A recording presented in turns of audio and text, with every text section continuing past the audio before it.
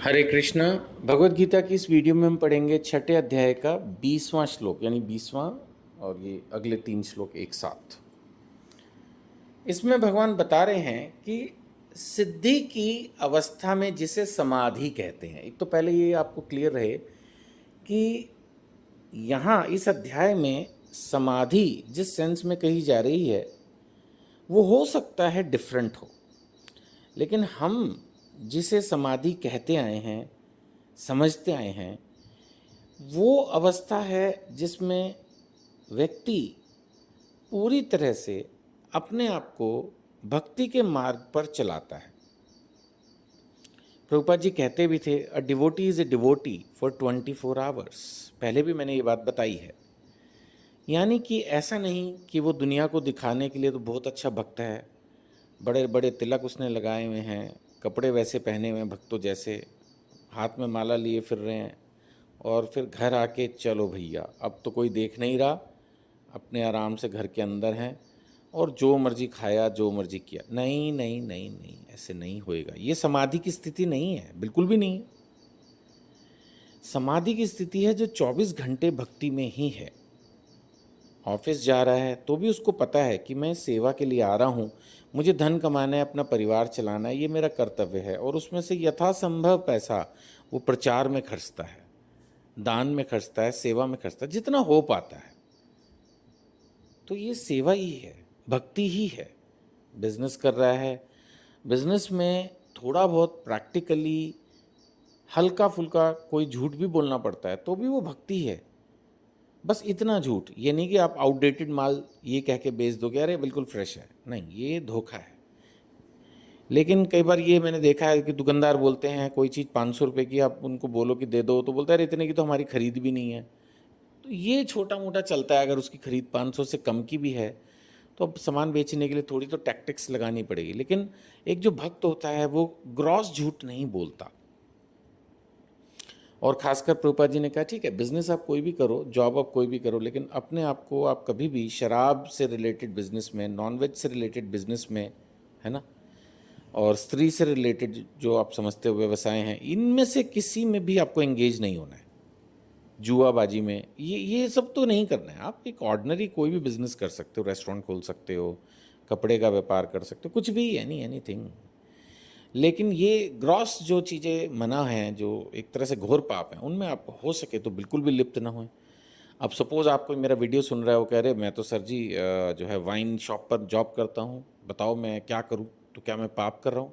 नहीं, आप पाप नहीं कर रहे हैं, आप करते रहिए उस जॉब को, लेकिन आप अपनी दूसरी जॉब ढूंढना शुरू कर दीजिए। आप बोलो मैं तो बिज़नेस ही करता हूँ, जॉब वाला तो छोड़ के भाग जाएगा, मैं क्या करूँ? सर देखो, अगर आप चाहते हो कि पाप से बचो, या तो आप कहते हो जी मेरे लिए तो भाई मैं नहीं कर सकता, तो वो आपकी इच्छा है, होने को क्या नहीं हो सकता। आज नहीं, 6 महीने में, 1 साल में, 2 साल में कभी तो बिज़नेस बदला ही जा सकता होगा। तो आपको भी ये बिज़नेस बेच कर दूसरा बिज़नेस करना चाहिए। ये 4 व्यवसाय मैंने आपको बता दिए जो बिल्कुल स्ट्रिक्टली प्रोहिबिटेड हैं, ये नहीं हम कर सकते हैं। तो कहने का मतलब ये है कि अगर हम ये सब चीज़ें सिस्टमेटिक अपना जीवन जी रहे हैं, रोज़ 16 माला का जप कर रहे हैं, एकादशी व्रत कर रहे हैं, धाम यात्राएं कर रहे हैं, वैष्णव गुरु से दीक्षा ले ली है या लेने का प्रयास है, शास्त्र अध्ययन कर रहे हैं, हमेशा बताई हैं मैंने चीज़ें, तो हम समाधि में ही स्थिर हैं। तो यहाँ पर भगवान वही बता रहे हैं कि जो सिद्धि की अवस्था है, जिसे समाधि कहते हैं, इसमें मनुष्य का मन योगाभ्यास द्वारा, यानी कि भक्ति के कार्य द्वारा, भौतिक मानसिक क्रियाओं से पूर्णतः संयमित हो जाता है। ये नहीं है कि ऑफिस जाना, जॉब करना, बिजनेस करना बंद कर देता है। संयमित, संयम नहीं होता लोगों में।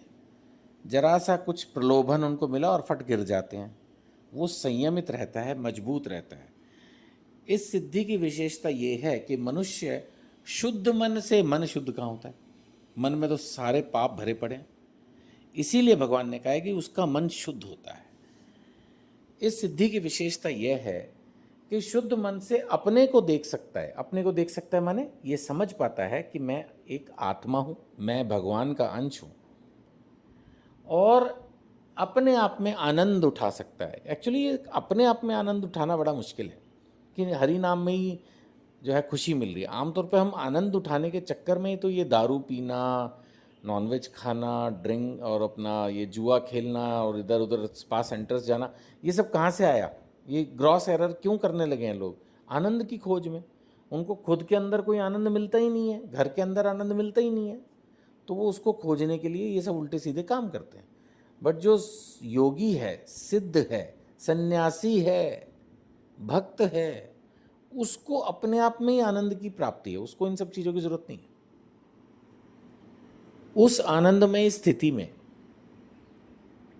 वह दिव्य इंद्रियों के द्वारा, देखिए इंद्रियां तो उसकी वही हैं सेम जैसे हमारी हैं, लेकिन भगवान उसको दिव्य क्यों कह रहे हैं? ये बिल्कुल वैसा है कि जैसे आपने एक खाना बनाया, तो खाना तो भौतिक है, लेकिन अगर आपने उसको भगवान को भोग लगाया, तुलसी पत्र लगा के, मंत्र का उच्चारण करके, तो उसके बाद वो बन गया प्रसादम, तो अब ये हो गया दिव्य।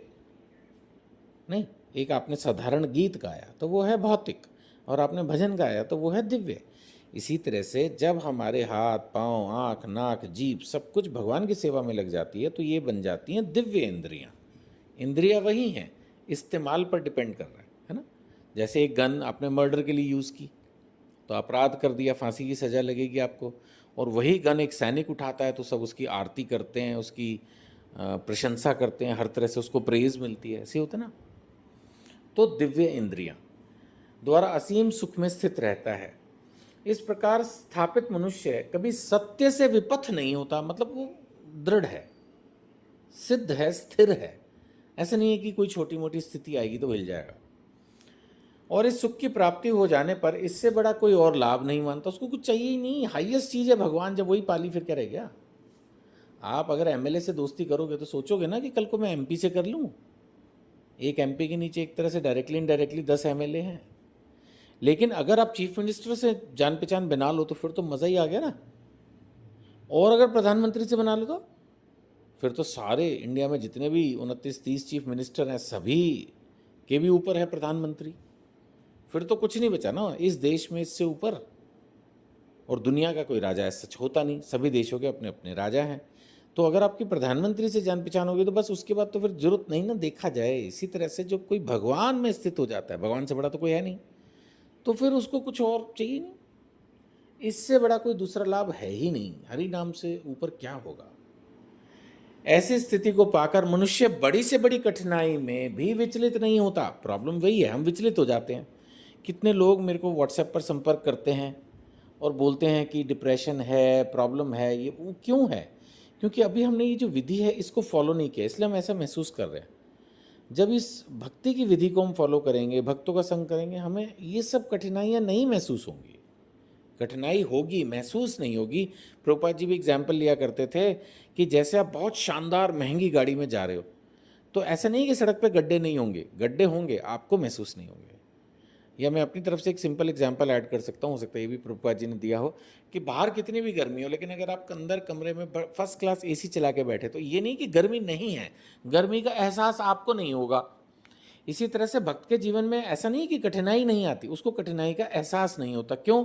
उसके अंदर सहनशीलता आ जाती है ना? इम्यूनिटी पावर उसकी स्ट्रांग हो जाती है। वह निसंदेह भौतिक संसर्ग से उत्पन्न होने वाले समस्त दुखों से वास्तविक मुक्ति है। हाँ, उसको कोई दुख होता ही नहीं। हमारे को दुख किस बात का होता है? हमारे को दुख इस बात का होता है उसने हमारी इज्जत नहीं की, उसने हमारी बेइज्जती कर दी, सबसे बड़ा तो यही है। दूसरा दुख हमें ये होता है कि वो प्रोग्रेस क्यों कर रहा है। दूसरे के सुख को देखकर हम दुखी हो जाते हैं। जब भक्त होता है तो उसको इसमें कोई फर्क नहीं पड़ता, रादर वो दूसरे के सुख से भी सुखी होता है। वो दूसरे को हंसते देखकर, घूमते देखकर, खाके देखकर, प्रोग्रेस करते देखकर खुश होता है। ये भक्त का लक्षण है। भौतिक आदमी में यही प्रॉब्लम है, समझ रहे ना आप? तो ये फ़र्क हमारे जीवन में आ जाएगा अगर आप भक्ति करते हैं। और यही फ़र्क दूसरों के जीवन में लाने के लिए please please please Bhagavad Gita की वीडियोस को फॉरवर्ड करें, भगवत गीता खरीद के लोगों को गिफ्ट करें, खुद अपने जीवन में ऐसा आचरण करें कि लोग आपसे प्रभावित हो और पूछे भैया क्या है ये, तो आप बताएं कि मैं भगवत गीता का अध्ययन करता हूँ और उसका ये प्रभाव मेरे जीवन में पड़ रहा है। तो लोग आपसे प्रभावित होकर बिना कुछ कही उसको फॉलो करेंगे।